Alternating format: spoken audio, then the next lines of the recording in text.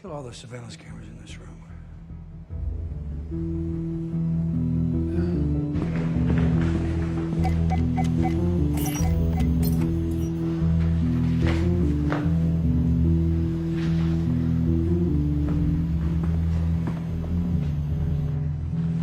My name was Daniel Kiefer.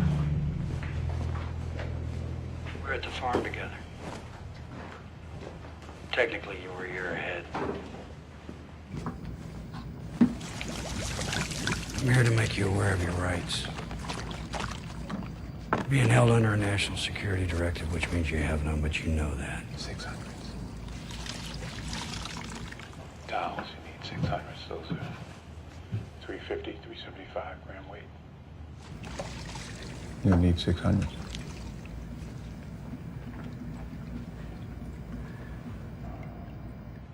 I want to know the reasons for you being in Cape Town. I want you to name your resources. Contacts, assets, everybody you've done business with, traded intel with, sold secrets to in the 9 years since you betrayed your country. Absolutely. Anything you want, Daniel.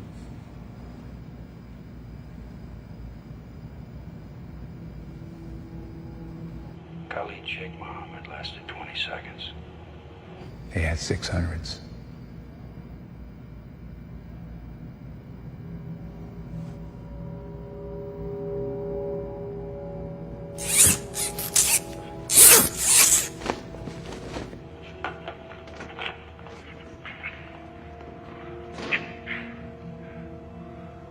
Is this legal?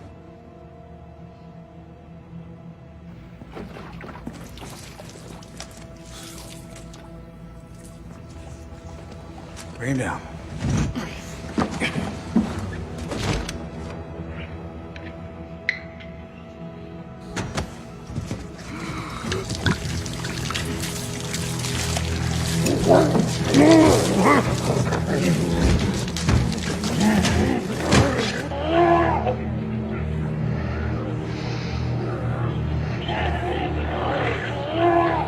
Bring him up.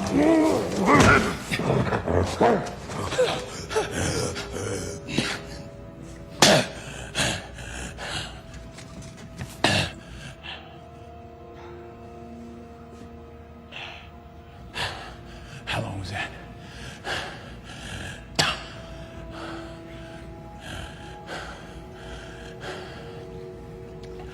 All right, take him down.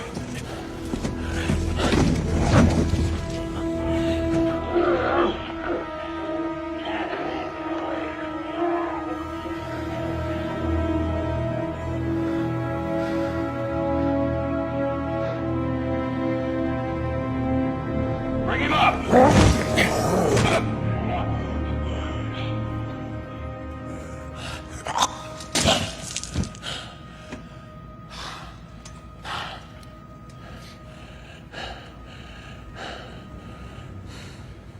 Give me a knife.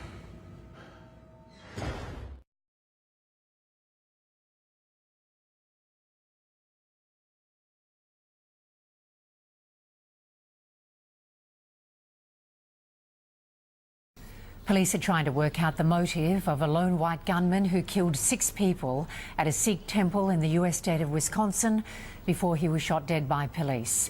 Authorities say they're treating America's latest massacre as a case of domestic The reward that the terrorism. mayor talked about, $1 million.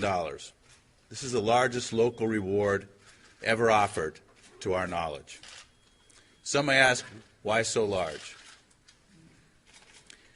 This is an act, and make no mistake about it, of domestic terrorism. During a fight scene in The Dark Knight Rises, Batman exhorts Catwoman to put away her weapon. No killing, he says. No guns. Sadly, in the Century 16 theater last night, life did not imitate that bit of art.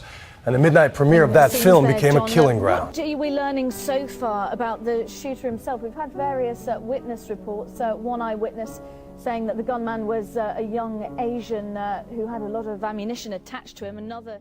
Whatever it is, the more that you want to learn, the more that you try to learn, the better and better it gets.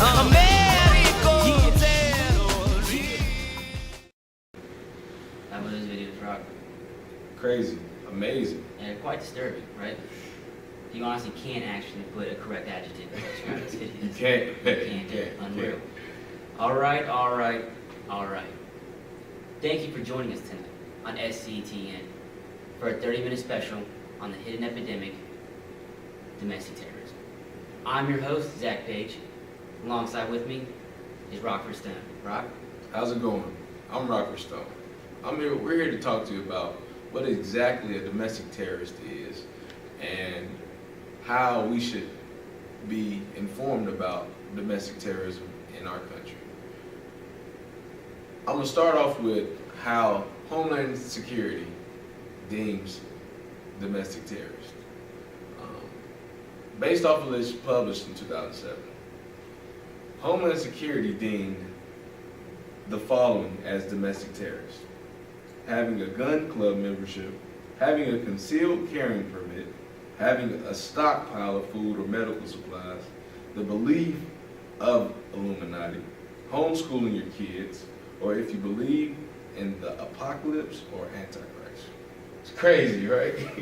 It really is. And only one question comes to mind, and I'm not even trying to make a joke out of that list because you have to respect it. Yeah. But are all extreme couponers a potential domestic terrorist? I mean, come on, that's how ridiculous that list sounds. I mean, gun club membership, stockpile of food, homeschooling your kids. Homeschooling. That's crazy, man.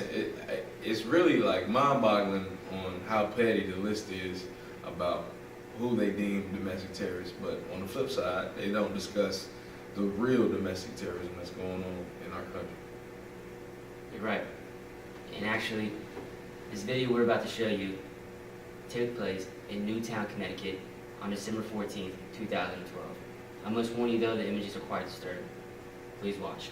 Small town in a small northeastern state, but the killing that happened here is breaking hearts from one corner of this vast country to another. Here in Newtown, 26 Christmas trees placed today on the road to the school, one for every victim who died there.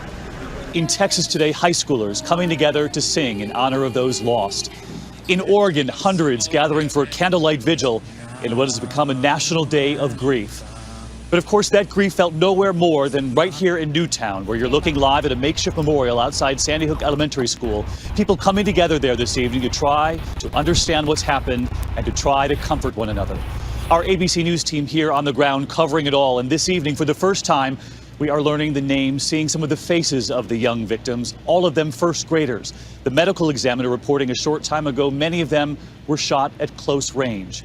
And this evening, we begin with a father who lost his little girl. As you drive through this community, the signs of grief are inescapable. On the side of the road, "We love you, Sandy Hook Elementary." And tonight we're hearing a father's anguish. Robbie Parker lost his daughter Emily. She was 6. Emily was a mentor to her 2 little sisters, and delighting in teaching them how to read, dance, and find the simple joys in life. Emily's laughter was infectious, and all those who had the pleasure to meet her would agree that this world is a better place because she has been in So it. what you just saw, like I said, took place in Newtown, Connecticut on December 14th, 2012 at the Sandy Hook Elementary School. And that is correct, elementary. At around 9 a.m., a man by the name of Adam Lanza entered the school armed with every intent to harm. The school is actually where his mother teaches. He came in there with machine guns, pistols, just ready for war for some apparent reason. While in there, he unloaded a rain of bullets, striking 26 and killing all 26 before taking his own life. But what makes this even crazier, 20 of the 26 that were killed were just little children, ages 6s and 7. Little angels. They had no chance to live their life. Shoot, one could have been the next best scientist. Could have gone to another planet. You never know with what these kids do these days. And it's just very sad. What kind of fool walks into the school and then just kills the angels? That's what gets me, bro. Yeah, and what's even worse is throughout the media coverage of this incident, some people tried to create sort of a feeling that what happened was a hoax and kind of downplayed the incident, but in actuality, what happened was a domestic terrorist event. And what was really crazy is that it being the hoax received more press coverage than it being a home domestic terrorist event. And actually, just to go off of that, it wasn't labeled as a domestic terrorist act once, not once. And honestly, Rock, with all that blood that was shed there, all the lives taken there, you think those tragedies would just stop. Because the tragedy of that magnitude, it's unnecessary. We don't need it, but unfortunately, it continued on. Rock? Another tragedy happened. It occurred at the premiere of Dark Knight Rises in Colorado. At the 12:40 premiere, a man by the name of James Holmes opened fire into a sold-out movie theater.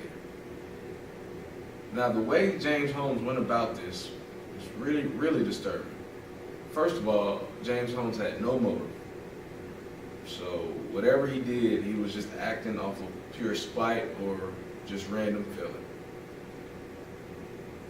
James Holmes first walked out of the movie theater, propped the door open with one of his shoes, went to his car, began to load up. He put on riot gear, he grabbed a few canisters of tear gas, like he was ready to go to war.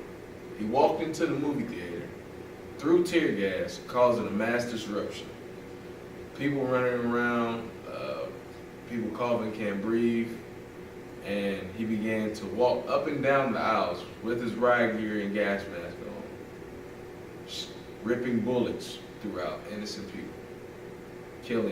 He killed that night 12, but 58 were totally injured. At the end, when James Holmes walked to his car, the police were asking him, like, what was his real reason? And he had none. Just a senseless act of terrorism that struck the hearts of innocent people at the movie theater. Check out this clip. The midnight showing of The Dark Knight Rises. Fans across the country, a summons as irresistible as the bat signal. At the Century 16 Theater here in Aurora, the crowd included Jennifer Seeger, seated in the second row, a young couple with their 2 kids, and Jessica Gowie, a 25-year-old aspiring sportscaster who goes by the professional name Jessica Redfield. She tweeted her friends from inside the theater. Movie doesn't start for 20 minutes, she wrote, excitedly, in capital letters. The last tweet she'd ever send at 11:37. About 12:05, right as the credits started to roll, a man in the front row of Theater 9 got up, pretending to take a phone call. He went out the emergency exit, propping open the door behind him. 24-year-old James Egan Holmes was apparently gearing up for an action scene of his own. Police say he had with him a Smith & Wesson assault rifle, a Remington pump-action shotgun, and 2 Glock semi-automatic pistols. 12:39, this was the scene on the screen. Christian Bale acting opposite Michael Caine as Holmes came back through the emergency exit wearing a gas mask. Witnesses say he threw a green canister into the crowd, filling the theater with smoke. Your eyes are burning, it makes you want to just close them, and then you can't breathe and just makes you want to cough. As though reenacting a scene from a Dark Knight comic, witnesses say Holmes fired into the air and then started shooting into the crowd. The first clear sign of it was when the guy that was sitting right next to me actually got shot in the chest. And all the bullet casings kept falling on my forehead. They were like singeing my forehead. At that moment, I just remember thinking, I'm not gonna die in here. Me and my kids, we are not going to die in here. I need to get them out. At that point, he takes his gun and he walks a little further, takes a couple steps, and he points it at me. At that point, he has a rifle in my face. There was a moment where my daughter tripped and I just pulled her up and I was just dragging her and I was just thinking, we just gotta get out. I just gotta get out the doors, and even if I just fall dead, just get my kids out of here. It was just so horrible. As you can see in the video, what happened was very disturbing. Like I said earlier, What's more sickening about this event is that James Holmes had no motive. 6 years prior to this event, another disturbing act of domestic terrorism occurred. Many people remember it as the Virginia Tech shooting. And at the Virginia Tech shooting, it was one gunman, 33 dead, and 23 injured. The gunman's name was Soon Hoo Cho. Soon Hoo Cho never lived to tell if he had a motive or not, but throughout investigations and many testimonies, he didn't have nothing. He was just a regular college student that something just flipped. And like the other stories, much of the media coverage wasn't focused about it being a domestic terrorist act. It was just focused towards a tragedy, which is, one, not fair to us, and two, not providing us with the right information about what exactly a domestic terrorist act is. Okay, looking at the time, seems like it is dwindling down in the U.S. segment of domestic terrorism. But before we leave, we want to leave you on the most recent domestic terrorist act, and actually is the only one out of all these examples that was deemed domestic terrorist. On April 15, 2013, in Boston, during the Boston Marathon, one of the most known marathons in this nation, 2 pressure-cooked time bombs were placed in a trash can at the finish line, set to go off as the runners were crossing the finish line, as citizens, supporters, families, children were gathered around to support their loved ones. Went off, killing 5, but injuring 280. There was 2 suspects. One was killed in the chase after, one is in custody now. And it just blows my mind. Out of all these tragedies, 76 dead, 361 injured. Wow. None were deemed domestic terrorism. Is that morally justifiable to you? That's our question. We hope you enjoy the rest of this video and get as much information and knowledge that you can get. Thank you. Thanks, Rock and Zach, for providing the class with that important bit on the United States domestic terrorism problem. Now, I'm Maurice Lee. This is Nathaniel Berry, and we'll be giving you information on the Middle East domestic terrorism problem.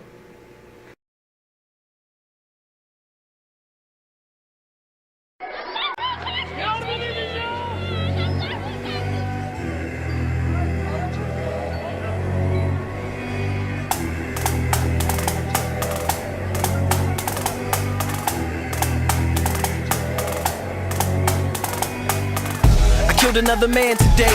Shot him in his back as he ran away. Then I blew up his hut with a hand grenade. Cut his wife though, then she put her hands to pray. Just 5 more dogs, then we can get a soccer ball. That's what my commander say. How old? Well, I'm like 10, 11. Been fighting since I was like 6 or 7. Now I don't know much about where I'm from, but I know I strike fear everywhere I come. Government want me dead, so I wear my gun. I really want the rocket launcher, but I'm still too young. This candy give me courage not to fear no one, to feel no pain and hear no tongue. So I hear no screams and I shed no tear. If I'm in your dreams, then you're in this near. Little weapon, little weapon, little weapon. We're calling you.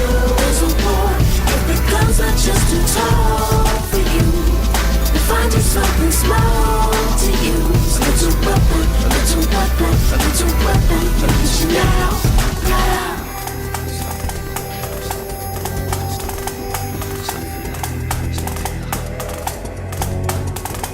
Now here comes the march of the boy brigade, a macabre parade of the toys he made, and shamargs and shades who look half his age, about half the size of the flags they wave, and camouflage suits made to fit youths, cause the ones off the dead soldiers hang a little loose, with AK-47s that they shooting into heaven like they trying to kill the Jacksons and struggles little recruits. Cute, smiling, heartless, violent, childhood destroyed, devoid of all childish ways, can't write their own names or read the words that's on their own graves. Think you gangsta, popped a few rounds, these kids will come through and murder a whole town, then sit back and smoke and watch it burn down. The grave gets deeper the further we go down. It's like little weapon, we're calling you. Little boy, if the guns are just too tall for you, we'll find you something small to use. Little weapon,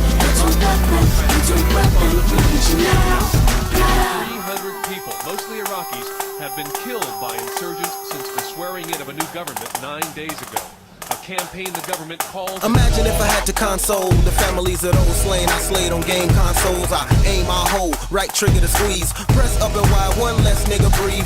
Beat for the bombs, press pause for your moms, make the room silent. She don't approve of violent games. She leave, resume activity. Start and blow hearts apart, sharp wizardry. On next part, I insert code to sweeten up the little person's murder workload. I tell him he work for CIA with A operative, I operate this game all day. I hold a controller connected to the soldier with weapons on his shoulder. He's only seconds older than me. We play fool but serious. Now keep that on mind for online experience. Little weapon, we're calling you. Little boy, if the guns are just too tall for you, find you something small to use. Little weapon, reach now. Little weapon, we're calling you. Little boy, if the guns are just too tall for you, find you something small to use. Little weapon, reach now. لذات میبرد.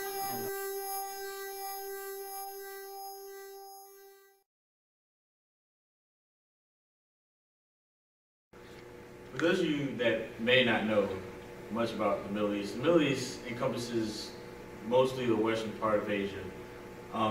There are many countries in the area. Some, just to name a few, is Iran, Iraq, Saudi Arabia, Yemen, Qatar.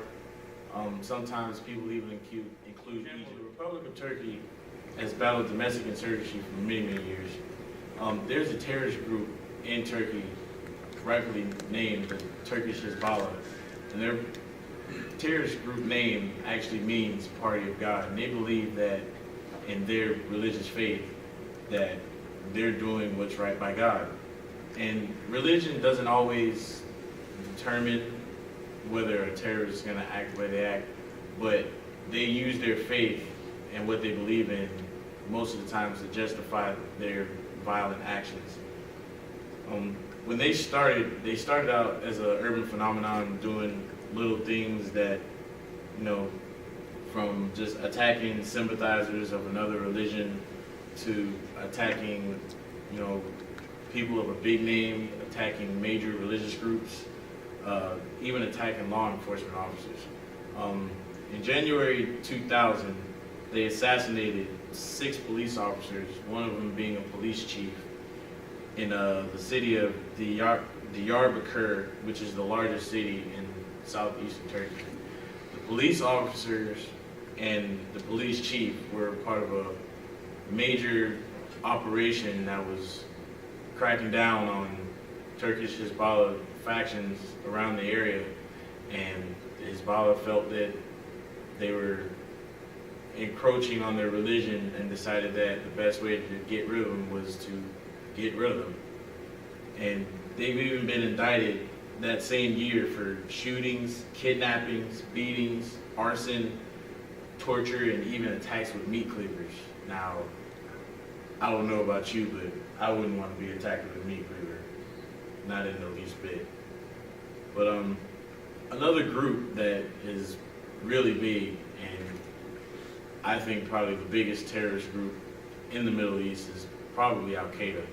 Wouldn't you say the same, Mike? Al-Qaeda has been around since 1988 and has since become a worldwide organization. It first began in Pakistan and has now spread all over the world. But in the beginning, it started in Pakistan and only went as far as the west side of Egypt. Although Al-Qaeda does not view itself as a terrorist group, many people have designated them as a terrorist organization, such as the United Nations Security Council, NATO, the United States government, and the government of the United Kingdom. From 1988 to 2011, Osama bin Laden was their leader. And after he was taken out by the United States government, they got a new leader that goes by the name of Ayman al-Zawahiri. Most of you know and have heard of Al-Qaeda from the attacks that they have made against other organizations in other countries. But they have also made many attacks within their own homeland. That's true, Mo. I have a list here, a small list of attacks that they've had pre-9/11. Most of their attacks have been on intellectuals and government officials that were prominent in the 20th century. In 2005 to 2006, in Ahvaz, Iran, 30 people were killed and 220 were injured in bombings. This is over the course of about a year. On April 12, 2008, bombs went off in a mosque during prayer in the city of Shiraz. 14 were killed and 202 were injured.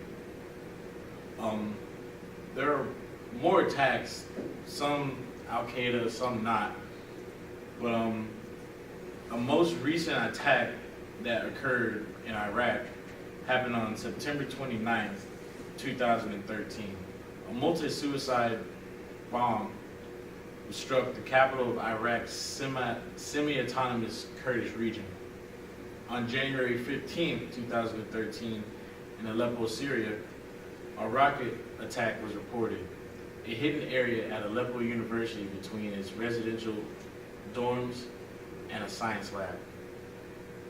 This attack killed 82 and injured many more. So as you can see, it's not just Al-Qaeda that does terrorist attacks, but Al-Qaeda is very prominent in the area.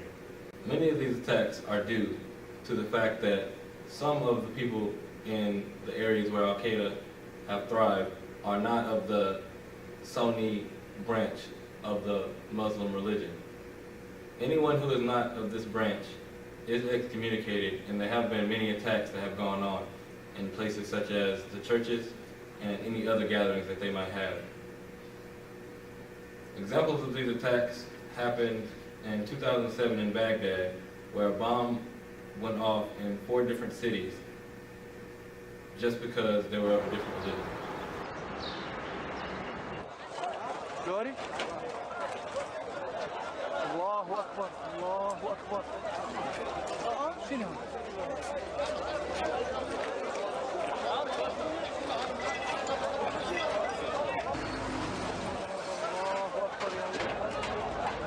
شايلها باشا التيم شايل.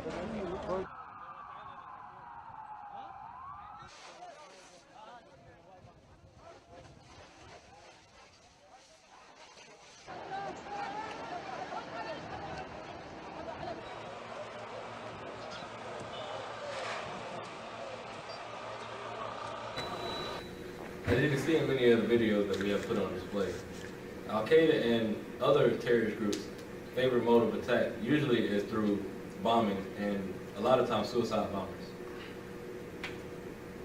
They like to move in silence for the most part and move wherever they are undetected. But if they need to get a message across, they have been known to put out a message to whoever needs to get the message. Today, most of the terrorists of Al-Qaeda and other terrorist groups do not look like they used to look. They can come in any color, any background, but they all have one goal, and that is to follow the laws that Al-Qaeda has. You may have a mental image of what an Al-Qaeda terrorist looks like, but if you want an accurate image, look in the mirror or around your workplace or house of worship. Chief Intelligence Correspondent Catherine Herridge tells us about the new profile of a terrorist. 20 years since the first World Trade Center attack, which killed 6 and injured 1,000, this investigative report shows the face of domestic terrorism is changing. The new generation of al-Qaeda operative is made in the USA. Future attacks against the American homeland will be less well organized, less complex, less likely to succeed, and more likely to be conducted by citizens or long-term residents of the United States. Example, since November 30th, at least 7 alleged operatives arrested, prosecuted, or pled guilty to federal charges. That's a case of domestic terrorism every other week. But there is hope in the Middle East. Saudi Arabia is striving to be the world's finest in counterterrorism. They are acting on both domestic and international terrorism using preemptive operations and active security operation methods. Saudi Arabia has openly rejected all types of terrorism and has worked hard to be the best in counterterrorism. Their experience in combating terrorism and uncovering terrorist operations before they can be carried out has been very well done and has won unprecedented international achievement and acclaim, outstripping the counter-terrorist operations of even the best countries. But we hope that you've enjoyed this segment of the Middle East and our take on domestic terrorism there. And now we send you to Ricky Steele with Africa. Domestic terrorism occurs when the act of terrorism is confined to national boundaries and does not include targets or agents. With that said, Africa has stressed the nation's boundaries with its issue of terrorism. Domestic terrorism in Africa has raised the concern of security for the human society, not only for those who live there, but for people who live in different countries. 3 groups that are said to be linked together to form Islamic order throughout Africa have been Al-Qaeda, Boko Haram, and Al-Shabaab. Starting with Al-Qaeda, just as stated earlier, Al-Qaeda has its prevalence in the Middle East, but it has started with domestic grievances in Africa. In Sudan during the 1990s, Osama bin Laden operated an attack against the Egyptian president, which killed him. Then later following up with another attack in Nairobi, where he bombed the U.S. embassies in 1998. These issues later evolved into our most recent tragedy, 9/11. Boko Haram. The little-known Islamic group Boko Haram in Nigeria, which was founded in 2002 by Muhammad Yusuf. The group's name translates as Western education is sin. They go around persecuting Christians. By bombing churches, they attack government targets, bomb schools that teach Christianity and not the correct Muslim way.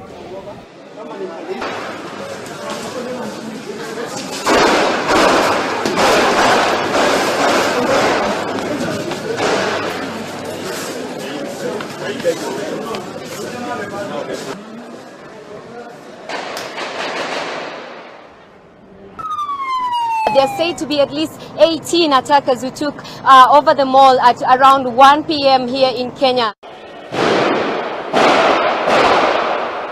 Dozens tremble as they ushered to safety during a bloody ordeal. Nairobi's upmarket mall besieged by Al-Qaeda-linked terrorists. And military facilities have remained primary targets. Somalia-based Al-Shabaab was formed as a militant youth wing of the Islamic courts in 2006. The group employs guerrilla tactics to gain territorial control of Somalia. The group also has help from Kenya and Ethiopia, which stand around its borders. These countries are flooded with Muslims and the Islamic way of life, which influences and supports the violence and terrorism that goes on throughout the group. In Darfur, a Muslim region in Sudan, 2 rebel movements were formed against the Sudanese government. The Sudanese government counter-reacted these domestic terrorist attacks by forming their own militia. Since 2003, it has been a record of 2.5 million deaths still ongoing. Domestic terrorism hurts its other countries just as much as it hurts Africa. Its surrounding continents, like Asia, Europe. 4 main areas domestic terrorism has affected the most has been civilization, democracy, poverty, and stability. Their impacts has raised awareness for not only Africa, but for around the world.